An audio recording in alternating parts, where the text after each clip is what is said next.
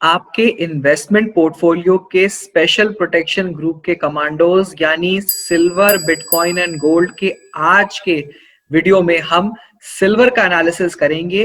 क्यों मुझे 2021 सिल्वर के नाम दिखाई होता दिख रहा है, उसके फंडामेंटल रीजंस क्या है और उसका टेक्निकल लेवल्स क्या है। इनफैक्ट 2021 से लेकर 2030 ये पूरा डिकेड क्यों सिल्वर के नाम रह सकता है, हम इन सारी बातों का एनालिसिस करेंगे। मैंने पार्ट 1 वाले वीडियो में आपको इस सेक्टर के अंदर एसआईपी का एक एलोकेशन मेथड बताया है।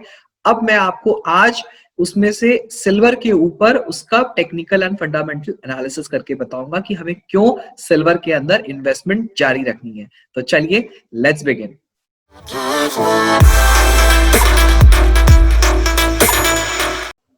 Hello traders and investors, welcome to Mister Market वाला चैनल। मैं हूं कपिल गुप्ता, मिस्टर मार्केट वाला। सो फ्रेंड्स, सबसे पहले आप मिस्टर मार्केट वाला के चैनल को सब्सक्राइब कर लीजिए और इस वीडियो को लाइक करना ना भूलें, अपने दोस्तों में शेयर करें ताकि ये जो मैं सीरीज लेके आ रहा हूं 4 वीडियोस का, ये उनको 2021 में बहुत मुनाफा कमा के दे। सो फ्रेंड्स, ये वीडियो पार्ट 2 है मेरे special protection group of investment portfolio नामक जो मैं सीरीज चला रहा हूँ उसका, जिसके अंदर मैं आपको ये बता रहा हूँ कि कैसे सिल्वर, बिटकॉइन और गोल्ड इस नए साल के, ना ही सिर्फ इस नए साल के बल्कि इस पूरे नए दशक के लिए बहुत बड़े वेल्थ जनरेटर हो सकते हैं। तो अगर आपने मेरा पार्ट 1 वाला वीडियो नहीं देखा है, आप सबसे पहले ऊपर दिए गए आई प्रॉम्प्ट पे क्लिक करके उस वीडियो को देखें ताकि आपको ये समझ में आएगा कि ये कॉन्सेप्ट क्या है स्पेशल प्रोटेक्शन ग्रुप का और आपको इस कॉन्सेप्ट के अंदर कैसे अपने फंड्स को एलोकेट करना है, मैंने उस वीडियो के अंदर बताया है।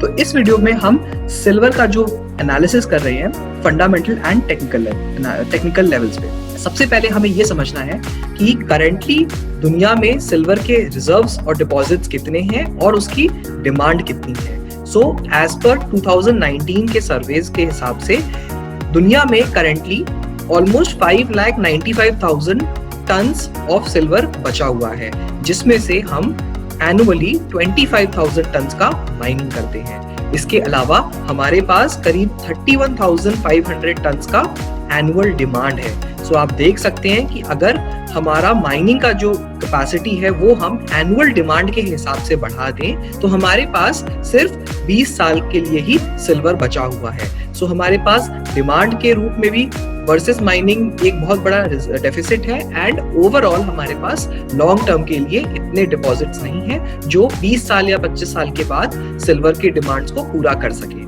सो हमारी जो जनरेशन है वो ऐसी जनरेशन है जो प्रोबेबली कई सारे स्कार्स रिसोर्सेज और मिनरल्स को अपने आंखों के सामने खत्म होता हुआ देखेगी, जिसमें से चांदी एक बहुत प्रबल दावेदार है। चांदी का बहुत बड़ा चांस है कि वो आने वाले 20 सालों में खत्म हो जाए।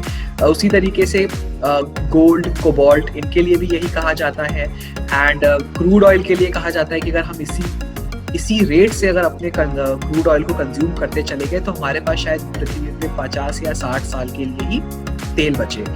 तो ये तो हमने आपको समझाया fundamentally from consumption versus demand versus availability के व्यू पॉइंट से।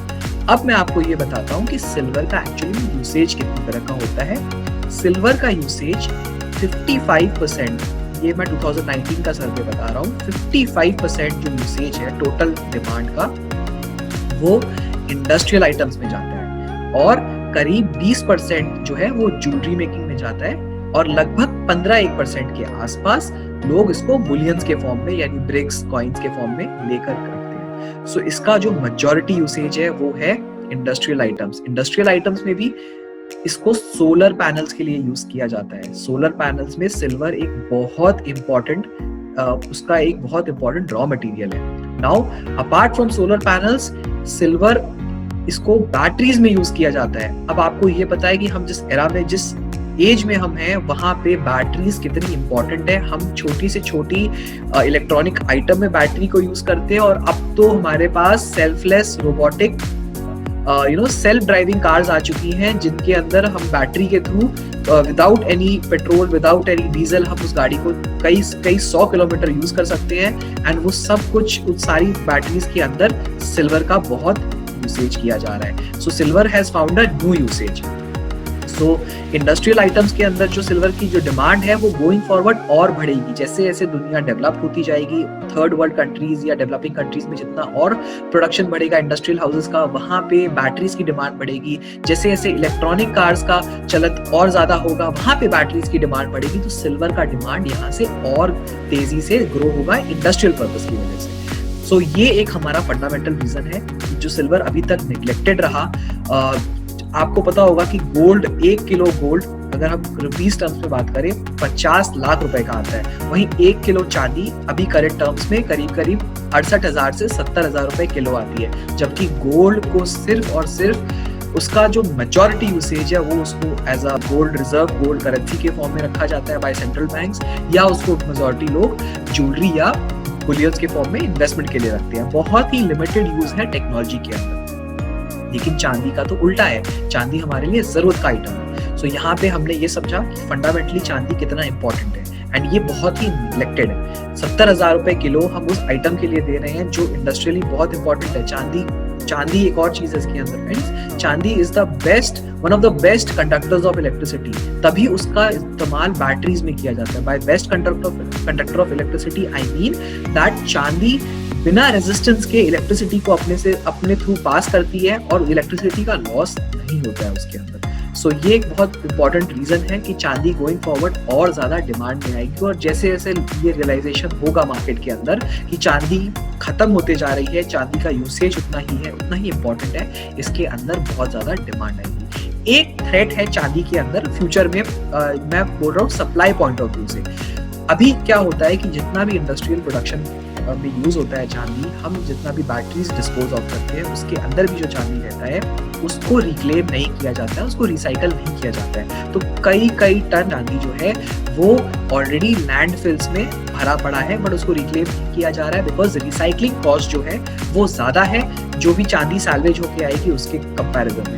तो गोइंग फॉरवर्ड ये एक ट्रेंड जरूर आएगा, जब चांदी स्कार्स हो जाएगी, चांदी के दाम बढ़ेंगे, तो चांदी के अंदर एडिशनल सप्लाई इस तरीके से फुलफिल की जा सकती है। नाउ हमने ये समझा कि फंडामेंटली चांदी का कितना इंपॉर्टेंट यूसेज है, तो चांदी आपके पोर्टफोलियो में फंडामेंटली क्यों होना चाहिए। आप एक ऐसा सिचुएशन इमेजिन करो जहां पे एक इंडस्ट्रियल रॉ मटेरियल है जो कि बहुत इंपॉर्टेंट है, जो खत्म होते जा रहा है। अब उसके लिए आप क्या प्राइसेस पे करना चाहेंगे, आप कितना रुपया उसके लिए देना चाहेंगे। इस सिनारियो का कोई सही गलत आंसर नहीं हो सकता है, क्योंकि एक ऐसा इंपॉर्टेंट रिसोर्स है जो खत्म हो जाएगा और जो वापस नहीं बनेगा। जितना हमारे पास धरती पे है उतना ही रहने वाला है।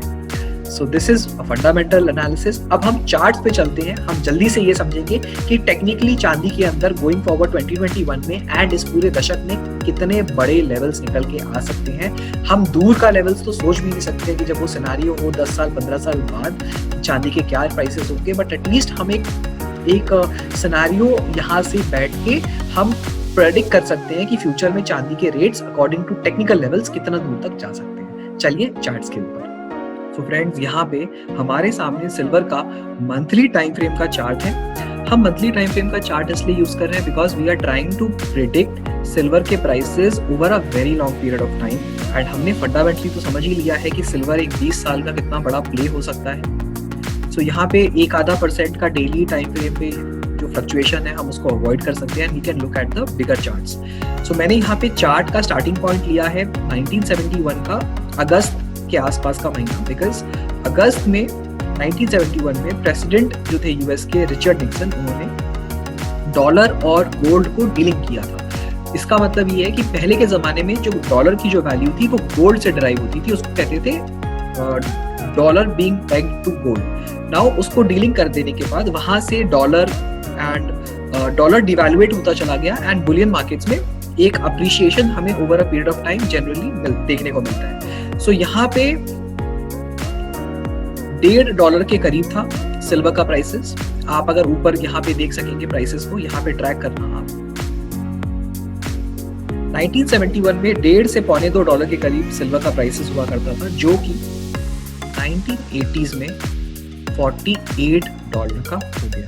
यानी 10 साल के अंदर, टेक्निकली 9 साल के अंदर सिल्वर ने 24 गुना से ज्यादा का रिटर्न दिया था, अगर मैं $2 का बेस पकड़ूं। इसके बाद ये यूफोरिक राइज था, ये क्यों बढ़ा, ये क्यों गिरा, इसके पीछे डिफरेंट रीजंस थे, उसको हम अवॉइड कर रहे हैं यहाँ पे। 1982 में वापस सिल्वर $4 $5 के रेंज में आ गया। सो $48 से 2 साल के अंदर सिल्वर की पूरी वैल्यू साफ हो गई।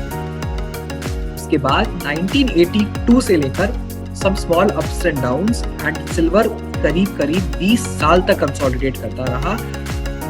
उसके बाद अराउंड 2003-2004 में पहली बार सिल्वर ने अपने प्रीवियस पीक्स को तोड़ा, और प्रीवियस पीक्स को तोड़ के ये $8 से $9 के रेंज में गया, जो कि इसका 1987 के जमाने का हाई था। यानी 20 साल का ऑलमोस्ट 17 to 18 इयर्स का हाई इसने ब्रेक किया, एंड वहां से सिल्वर के अंदर नया बुल रन स्टार्ट होता है। आप देख लो, सिल्वर नॉन स्टॉप वापस अपने प्रीवियस हाईज पे गया। 1980 के हाई को सिल्वर ने 2011 में टच किया, which was again $48। फिर वही सिल्वर के अंदर वोलेटिलिटी आई एंड सिल्वर गिर के यहाँ पे हमें $13 पे मिलता है, बॉटम बनाता हुआ। यहाँ पे ट्रिपल बॉटम बना है, मैं चार्ट्स को जूम करके आपको दिखाऊंगा।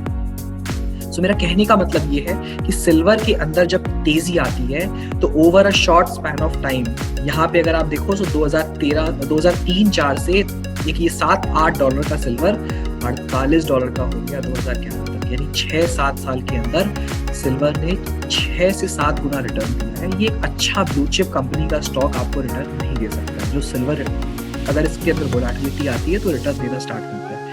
नाउ हमें ये समझना है कि अभी जो सिल्वर के अंदर हो रहा है वो it's the beginning of a new bull run. Silver ने 2011 से, अब मैं चार्ट्स को जूम करके आपको दिखाऊंगा, सिल्वर ने 2011 में जो टॉप बनाया था उसका बॉटम सिल्वर ने 2020 में बनाया।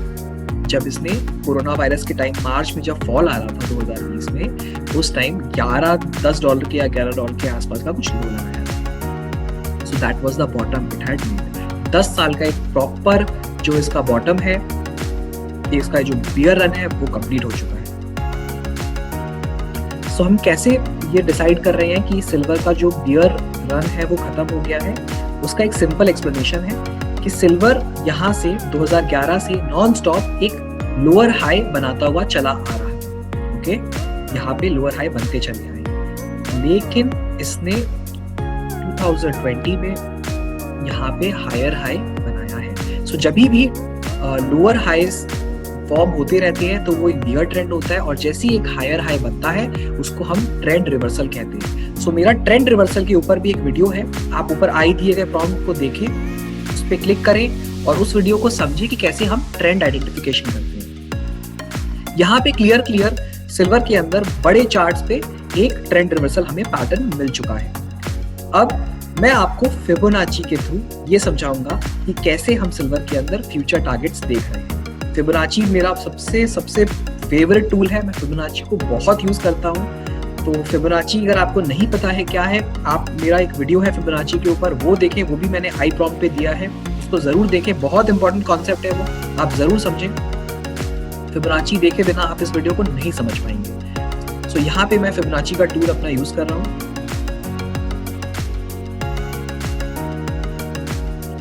तो सबसे पहले मैं इसके फर्स्ट पीक से फर्स्ट बॉटम की तरफ एक फिबोनाची का टूल लगाऊंगा और मैं इसको जूम कर रहा हूं।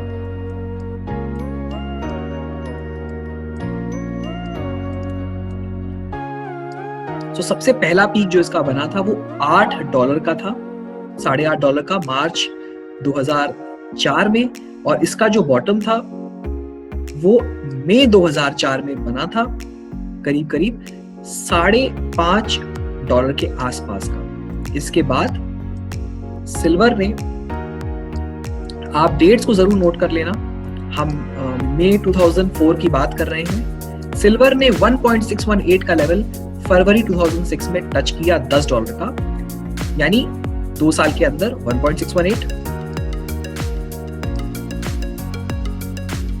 उसी साल 2.618, 2008 के अंदर, यानी उसके बाद वाले 2 साल, 4 साल के अंदर 3.618, उसी साल वापस 4.618 एंड 2010 में 5.618 को टच किया। इसके बियॉन्ड मैंने फिबोनाची पे लेवल्स नहीं लगाए हैं। आई थिंक हाँ ओके या आई फॉरगॉट 14.618 मैंने लगाया है। 14.618 इसने 2011 में टच किया। सो ये एक बहुत बड़े बुल रन को हम देख रहे थे। मैं कैप्चर करना चाह रहा था कि फिबोनाची पे ये जो टॉप है ये कहाँ पे निकल के आता है। सो ये 14.618 पे निकल के आ रहा है। 5.618 को मैंने येलो में हाईलाइट किया है। अब मैं आपको बताऊंगा क्यों। सो यहाँ पे हमने ये समझा कि हर 2 साल में फिबोनाची इज क्रॉसिंग 1.618, 2.618 एंड 5.618। सो 2004 से लेकर 2010 तक हम 5.618 तक पहुंचे हैं 6 साल के अंदर। अब हम इसको डिलीट करते हैं। अगला जो इसका स्विंग हाई और स्विंग लो है हम उसकी तरफ आएंगे। ये इसको कहते हैं बैक टेस्टिंग। ये हम जो कर रहे हैं ये डेटा का बैक टेस्टिंग है हमारे हाइपोथेसिस को प्रूव करने के लिए। आप डेट्स वापस नोटिस करना। मई 2006 में हाई लगाया था $15 का। आप हाई ऊपर चेक कर सकते हो यहाँ पे सारा एच मतलब हाई है $15 का। एंड जून 2006 में लो लगाया था $9 का। उसके बाद जून 2006 के बाद 2008 के फरवरी में हमने 1.618 टच किया यानी 2 साल में। 2010 में हमने 2.618 टच किया यानी 4 साल में। एंड 2011 में यानी 5 साल में हमने 5.618 का लेवल टच किया। ओके 5 साल में हम 5.618 के लेवल्स को टच कर पा रहे हैं। और अगर आप यहाँ पे ध्यान से देखो तो आपको ये समझ में आएगा कि कैसे हर एक लेवल पे 2.618 के, 3.618 के, 4.618 पे आपको सिल्वर रुकता हुआ दिखाई देगा। यहाँ पे सिल्वर ने शूट किया अपने आप को, बट जब 5.618 के ऊपर जाके ये रिट्रेस कर रहा था इसने रिटेस्ट वापस 5.618 के लेवल पे ही किया। तो इससे हमें पता चल रहा है कि सिल्वर के अंदर अगर यूफोरिया वाली तेजी भी आती है तो भी फिबोनाची के लेवल्स को रिस्पेक्ट किया जाता है। जैसे मान लीजिए यहाँ पे जब पहली बार इसने 2008 में हाई बनाया तो 1.618 के जोन से ही इसको रेजिस्टेंस मिला और ये गिर के 1.272 पे आया। फिर ये वापस नीचे लो लगाता है और 1.618 पे ही कई महीनों तक इसको रेजिस्टेंस मिलता है और जैसे ये टूटता है तो ये नॉन स्टॉप 5.618 तक जाता है। बीच में एक रेड कैंडल हमें मिला विच वाज अराउंड 3.618 के लेवल्स में। सो ये फिबोनाची का पावर है। अब हम इसको एक बार और रिटेस्ट करेंगे।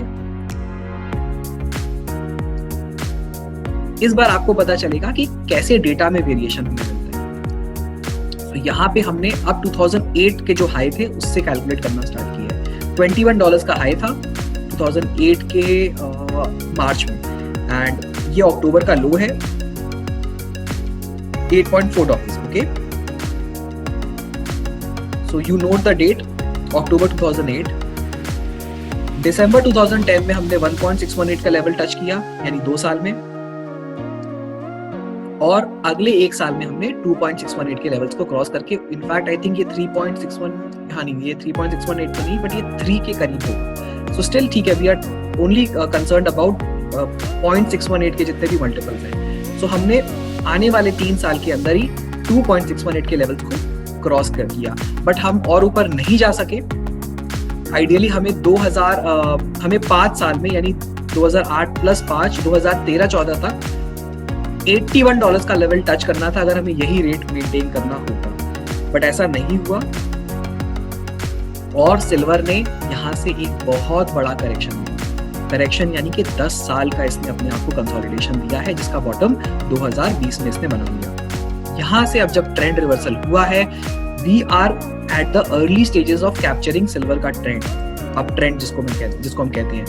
तो अब इस अप ट्रेंड के अंदर हमारे टारगेट्स कैसे कैसे निकल के आ सकते हैं इसके लिए हम वापस फिबोनाची को हाई से लो पे कनेक्ट करेंगे। $49 का हाई है, $11 का लो है।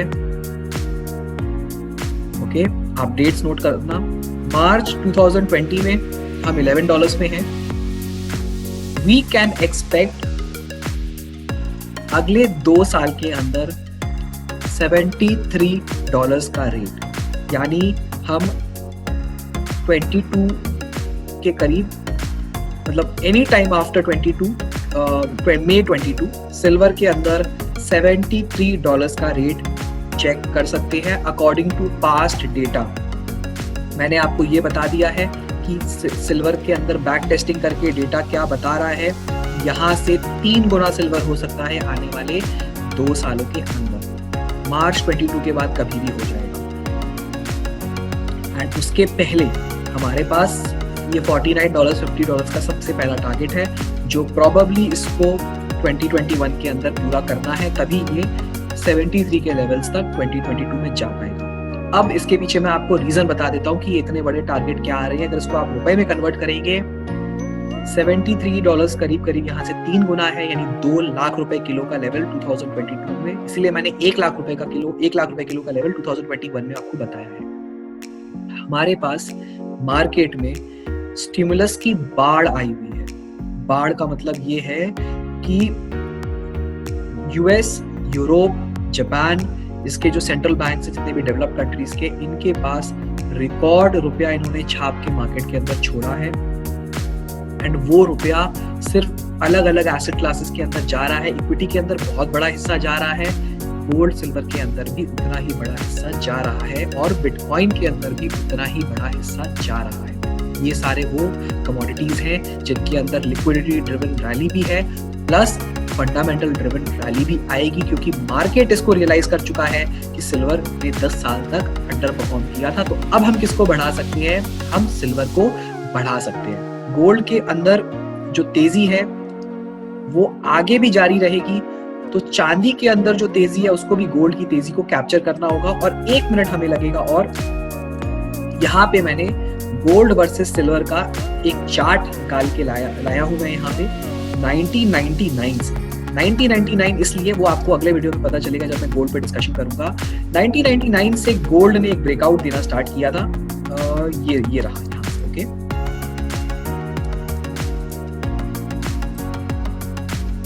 यहाँ पे मैं थोड़ा जूम कर लेता हूँ, शायद आपको देखने में दिक्कत ही।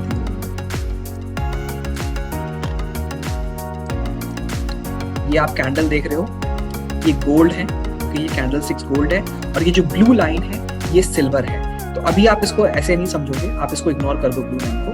तो 1999 में गोल्ड ने सितंबर में एक ब्रेकआउट शुरू किया था, और वहां से गोल्ड का एक अपर रन हमें नॉन स्टॉप मिलते चला गया था।